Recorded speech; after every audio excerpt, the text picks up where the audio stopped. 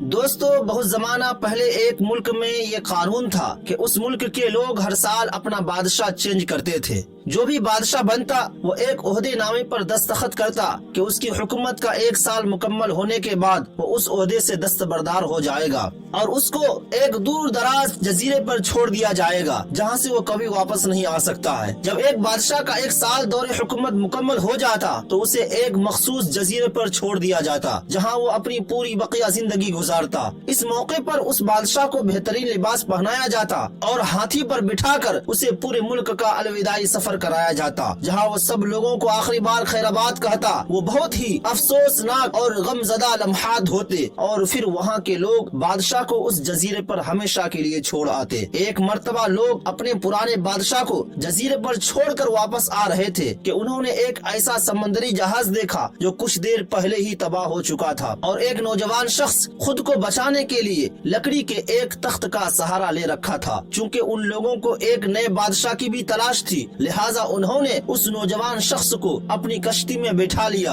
और अपने मुल्क ले आए और उससे एक साल की हुकूमत करने की दरख्वास्त की। पहले तो वो नौजवान न माना, लेकिन फिर वो एक साल के बादशाह बनने पर राजी हो गया। वहाँ के लोगों ने उसको बादशाहत के तमाम उसूल और तरीके समझा दिए और ये भी बता दिया कि एक साल के बाद वह उसे फला मखसूस जजीरे पर छोड़ आएंगे। बादशाहत के तीसरे ही दिन उस नौजवान बादशाह ने अपने वजीर से कहा, ए वजीर, मुझे वो जगह दिखाई जाए जहाँ गुज़िश्ता तमाम बादशाहों को भेजा गया था। वजीर ने बादशाह की ख्वाहिश का एहतराम करते हुए उसे वो जजीरे दिखाने का एहतमाम किया। वो जजीरा मुकम्मल तौर पर जंगल था और जंगली जानवरों से भरा हुआ था। उन जानवरों की आवाजें जजीरे के बाहर तक सुनाई दे रही थी। बादशाह उस जजीरे का जायजा लेने के लिए थोड़ा जंगल के अंदर गया और वहाँ उसके पिछले तमाम बादशाहों के ढांचे पड़े नजर आए। वो समझ गया कि बहुत जल्द उसका भी यही हाल होगा और जंगली जानवर उसको चीर फाड़ कर खा जाएंगे। अपने मुल्क पहुंचकर बादशाह ने मजबूत और तवाना जिस्म के